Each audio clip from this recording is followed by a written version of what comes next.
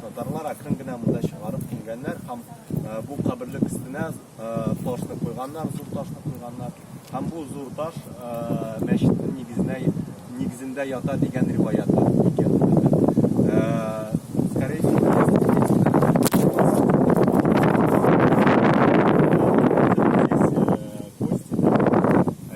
bu яңа татар бистәсендә әзерләнгән икән. Әйе. Менә бу татар гимназиясе, беренче татар гимназиясе. Татар телендә Амирхания дип аталучы мәдрәсәнең дәвамчысы булып тора. Бу Иске Таш мәчетендә имамнар булып, Амирханнар нәсле булган, Фатих Амирхан беләс.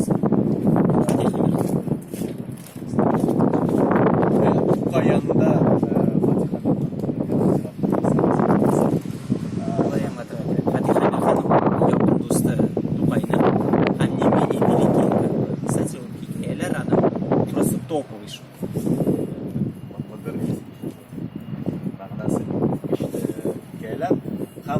Фатих Амирханның бабасы Хусейн Амирхан бу мәдрәсәгә нигез салган булган. Ул Шихабдин Мәрҗани белән дуслар алар булган атасы. Һәм ул Булгария Таварих дигән китапны язган. История булды да. Параллельно с Мәрҗани. И атасы Амирханның ул Коръән хафиз булган һәм шәригать белгече булган. Вот. Аларның атасы белән Зариф белән Фатих арасында шундый авыррак мөнәсәбәтләр булган. Аны һәм әле моннан башка яңа татар бистәсендә тагын 2 тарихи мәчет бар. 300 метр примерно. Треугольник мечеть. Вот хәзер барсак Миховщиков буенча Без уздык аны янда. Бу ак мәчет. Әйе, розовый мечетне күрдек, ак мәчет.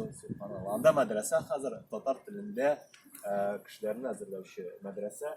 Төбәкләрдән с регионов приезжает, да, туда. Татар телен белмиләр, бер айдан соң.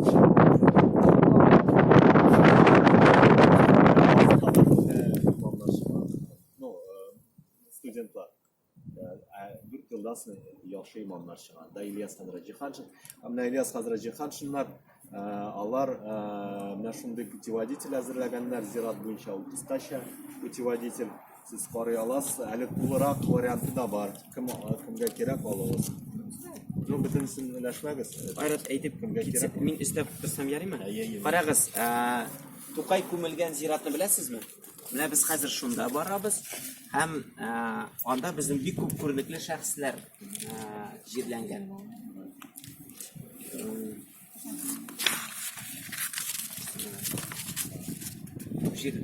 Кешеләр җирләнгән. Ничек бу урынны сезгә күрсәтәбез? Хәзер аны раскройте зиратта, ну-ка обратно заверните, слушайте меня лучше. Айрат, без нәрсәле? Команда белән эшләп алдык тамыш.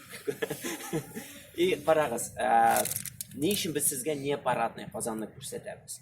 Чөнки һәрберегезнең регионда, шәһәрдә, Алабугадамы, каядыр бар шундый татарлар белән бәйле тарихи урыннар. Һәм аларны менә шундый олы апалар, абыйлар, аксакаллар карап тора, шулай бит. Әлбәттә аларның кешеләре җитми. Әле генә менә монда яшь имам Рамил Юнусов килгәч кенә әле монда рәт керә башлады. Менә нидер спонсорлар табып иртәрәк дә.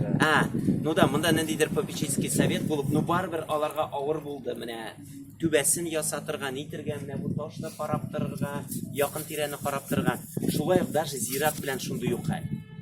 То есть даже Казанда самый татарларның кадерле зираты, мемориальный зона түгел әле дә. Әле дә анда 5нче катлам күмәләр, анда субботникларга кешеләр йөриләр.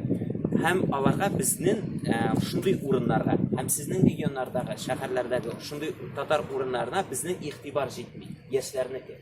Аны яңача күрсәтергә, анда ачык экскурсиялар йөртергә. Менә Айратның мин бер 30 ачык экскурсиясында булганмындыр, яңа бистә буенча. Без фотографларны йөрттек, журналистларны йөрттек, кешеләрне йөрттек анда, -30да, +30да йөрттек.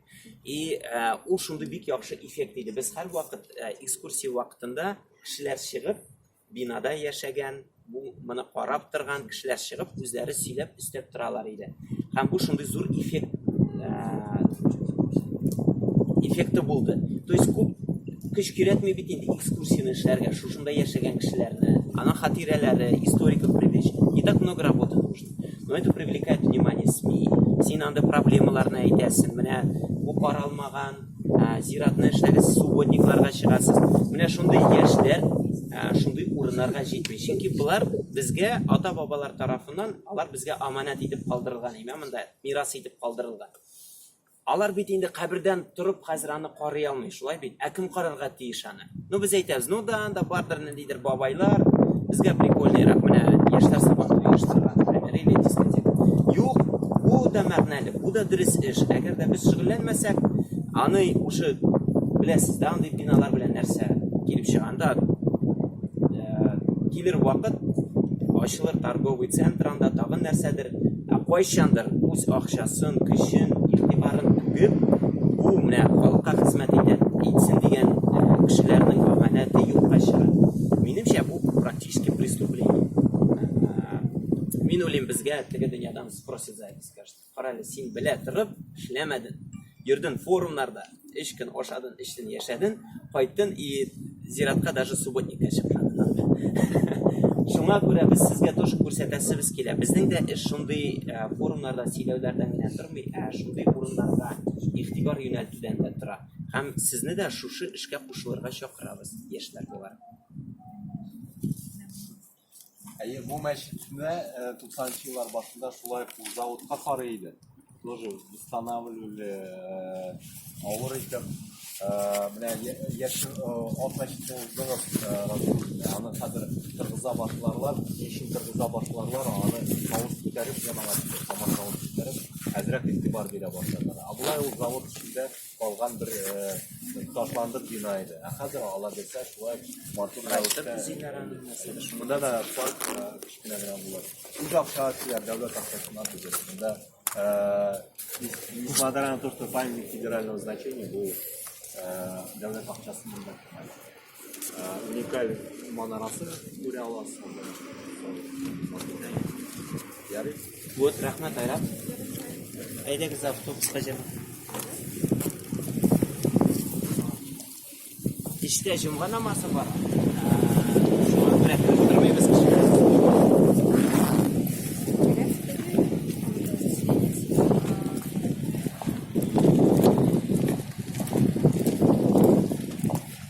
Беләсез да, татар мәчетләре башка мәчетләрдән нәрсә белән аерыла? Знаете, дача? Алар теге ни, күпне тишәм дип торалар, очлы башлы булалар. Монда Һәм түгәрәге бик сирәк очрый. Түгәрәге бик сирәк очрый. Менә Болгарда күргәнегез бардыр бәлки, түгәрәк манара. Хәзер безнең гадәттә шундый күп почмаклы итеп ясыйлар инде.